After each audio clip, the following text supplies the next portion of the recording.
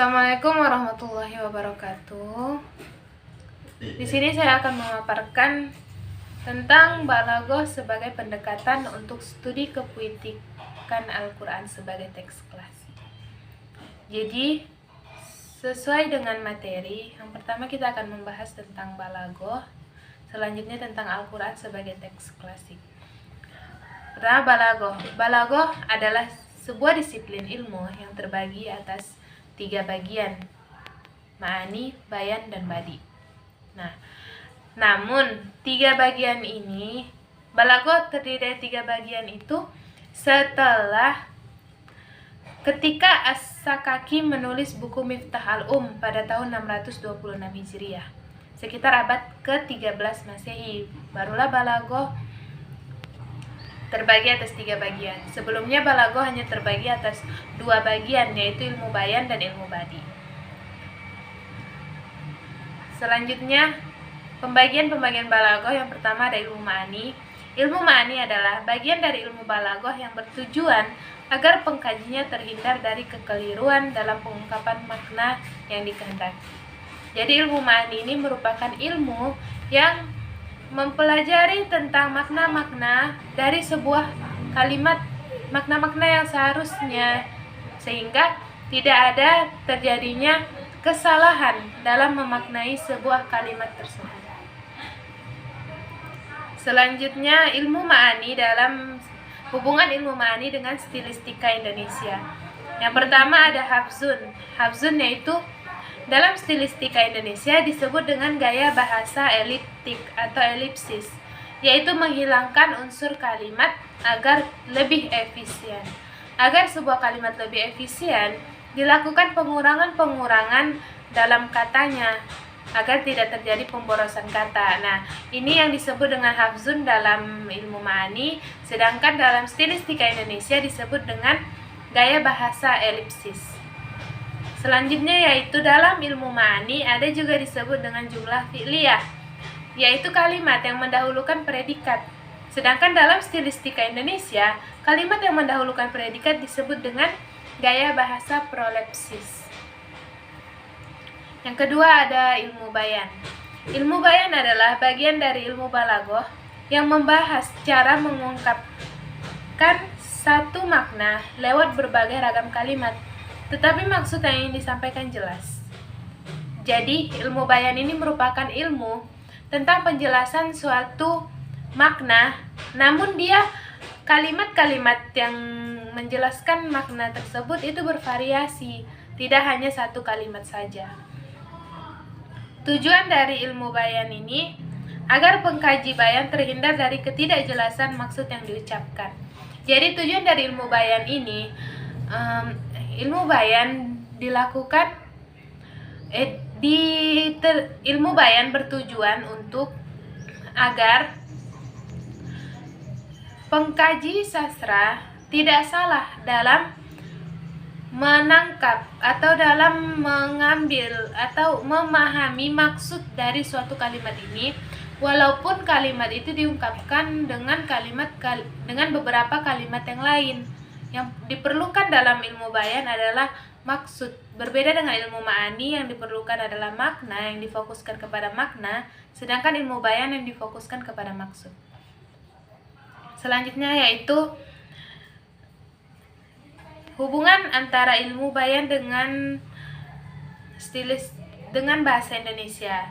Nah, dalam ilmu bayan ada yang dinamakan dengan tasbih. Tasbih ini adalah perbandingan yang bersifat mengecilkan. Nah, perbandingan yang bersifat mengecilkan ini dalam bahasa Indonesia disebut dengan simile, termasuk ke dalam majas simile. Selanjutnya yaitu ilmu badi. Ilmu badi adalah bagian dari ilmu balaghah yang membahas dekorasi ucapan dan makna.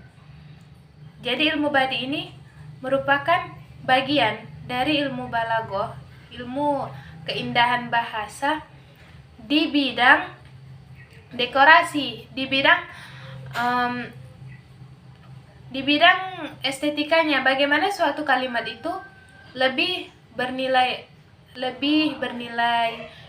nilai estetikanya ada, dan kemudian bagaimana suatu kalimat itu agar lebih indah, itu yang dipelajari dalam ilmu badi. Objek kajian dalam ilmu badi ada saja tiba dan mukobalah, tauriyah, jinas, dan iktibas. Itu keseluruhan dari objek kajian ini merupakan cara bagaimana agar suatu kalimat itu memang betul-betul menjadi lebih indah. Hubungan dari ilmu badi dengan stilistika Indonesia. Contohnya ada tibak dan mukobalah. Tibak dan mukobalah adalah gaya bahasa yang menggunakan dua kata yang berlawanan dan gaya bahasa yang mengandung gagasan yang bertentangan menggunakan kelompok kata yang berlawanan. Nah, tibak dan mukobalah ini atau gaya bahasa tibak dan mukobalah dalam bahasa Arab dalam stilistika Indonesia disebut dengan paradoks dan antitesis. Definisinya sama, hanya saja penyebutan dalam bahasa Arab dan bahasa Indonesia yang berbeda. Selanjutnya, Al-Quran sebagai teks klasik. Dalam kajian ilmu Al-Quran, Al-Quran dinilai sebagai kitab klasik yang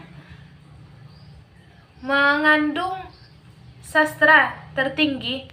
Namun, harus digarisbawahi bahwa Al-Quran bukanlah sebuah buku sastra. Al-Quran bukan sebuah buku sastra, tetapi Al-Quran atau sastra yang ada di Al-Quran merupakan sastra tertinggi, sastra yang masih lebih tinggi daripada sastra yang ada di dunia ini. Nah, Al-Quran tidak hanya melatar belakangi terbentuknya ilmu nahwu dan shorof, tetapi Al-Quran juga melatar belakangi terbentuknya ilmu balaghah. Ilmu keindahan suatu makna juga dilatar belakangi Al-Quran dalam pembentukannya.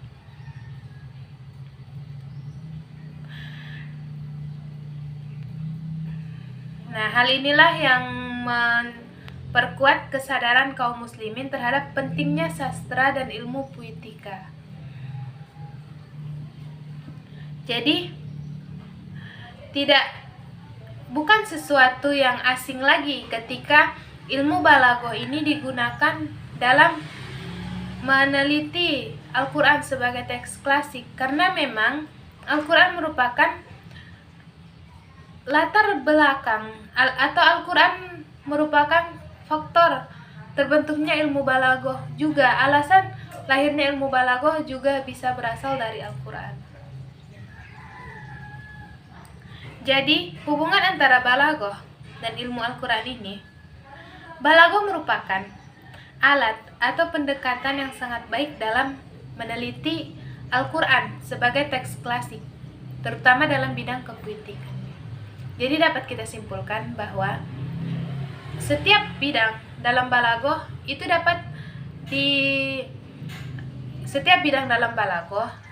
kita dapat menjadikannya sebuah pendekatan dalam meneliti Al-Quran, terutama dalam bidang puitikanya. Mengapa demikian? Karena Al-Quran sendiri karena ilmu balaghah merupakan